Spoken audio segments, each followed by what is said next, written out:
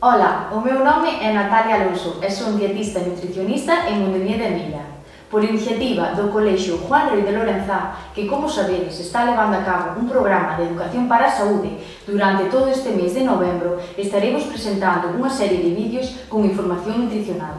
Espero que vos sexan de gran axuda. Vamos alá! Para poñervos en situación, deixo-vos estes datos. En España, 4 de cada 10 nenos e nenas teñen obesidade. España é o cuarto país da Unión Europea con maior prevalencia de obesidade infantil. A obesidade infantil é o inicio de moitas outras enfermidades da idade adulta, tal como diabetes, enfermidades cardiovasculares, cancro, etc. Como vedes, os datos son alarmantes. Debemos empezar a coller consciencia e coidar dos máis pequenos. Sabíades que os nenos que son obesos de pequenos na idade adulta continúan sendo? Entón, cal é o peso que lle corresponde para estar san ao noso fillo ou filla? O peso está determinado pola idade, sexo e estatura. Isto podemos calculalo mediante o índice de masa corporal, que é o peso dividido pola altura ao cuadrado. Cando temos o resultado do índice de masa corporal, temos que ir ao gráfico dos percentiles. Exemplo, nena de 8 anos. Altura 1,30, peso 40 kg. Calculamos o 40 dividido de 1,30 ao cuadrado, que sería 1,69, igual a 23,66. 23,66 é o índice de masa corporal. Entonces, vamos á gráfica, abaixo temos a idade, collemos 8 anos e facemos unha liña vertical hasta a marca do índice de masa corporal, que é 23. E vemos como temos unha liña roja que chega hasta 97. Ese é o rango de percentil. Agora mostrovos os resultados percentiles. Como vedes neste recadro, menos do percentil 5 é baixo peso.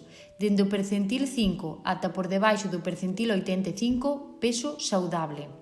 Dende o percentil 85 ata por debaixo do percentil 95, sobrepeso. Igual ou maior ao percentil 95, obesidade. Como vistis anteriormente, a nena tiña un percentil de 97. Entonces, a nena ten obesidade. Deixo-vos aquí tamén unha gráfica cos percentiles dos nenos, xa que a anterior era a das nenas. Co que vimos anteriormente, xa nos daría a primeira referencia para saber máis ou menos se o noso neno está saludable ou dentro do peso, porque estar delgado non implica estar ben alimentado nin sano. Pero, que é estar ben alimentado? Porque estar alimentado non significa estar ben nutrido. Un pode inxerir cantidade excesiva de alimentos e presentar problemas de desnutrición, xa que a súa alimentación non é axeitada. Por iso, durante a infancia e a adolescencia, as necesidades enerxéticas e nutricionales son especialmente elevadas, xa que o noso organismo encóntrase en un constante desarrollo e crecemento.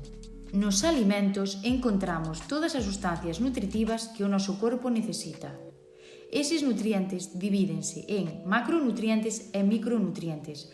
Os macronutrientes son os hidratos de carbono, proteínas e graxas, e os micronutrientes son as vitaminas e os minerales. Non olvidarse tamén da hidratación, a auga, moi importante. Os macronutrientes necesitámolos en grandes cantidades, xa que deles obtense a maior parte da enerxía que consumimos. Como dixen anteriormente, os hidratos de carbono, grasas e proteínas, cada un deles teñen unha función. Os hidratos de carbono teñen a función de aportar enerxía ao noso corpo. As proteínas, a súa principal función é estrutural. Compón os huesos, músculos, piel, órganos. Son o material de construción do noso corpo. As graxas, a súa principal función tamén é aportar enerxía, pero tamén ten outras funcións importantes, como o transporte, absorción e formación de certas vitaminas. Tamén forman parte de algunhas hormonas e tamén das membranas celulares. Como podedes ver nesta guía práctica de alimentos, os carbohidratos son o pan, o arroz, a avena, pasta, etc. A proteína é a carne, pescado, soja, tofu, e as graxas, aceite, aguacate, frutos secos, semillas. Tamén hai algúns alimentos que están formados por 2 macronutrientes. como son as legumes, quinoa, leite desnatada, yogur e guisantes, formados por carbohidratos e proteínas. Por outro lado, huevo, pescado azul, queixos, leite semidesnatada, leite entera, yogur griego, formados por proteínas e graxas. Que son os micronutrientes e para que serven? Son nutrientes que necesitamos en pequenas cantidades, pero que deles non obtemos enerxía, pero sí que os necesitamos para a maioría de funcións celulares. Temos dous tipos, por un lado as vitaminas, por outro lado os minerales. En definitiva, como ten que ser o plato do menú dun neno ou dun adulto para que cubra todas as necesidades que o noso organismo necesita? Collemos un plato, partímolo á mitad.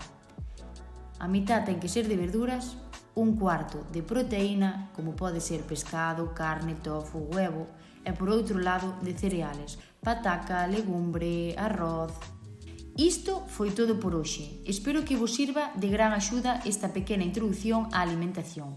Nos próximos vídeos iremos falando máis detalladamente de outros aspectos da nutrición. Aquí vos deixo as miñas redes sociais, por si queredes seguirme ou ver o meu contido.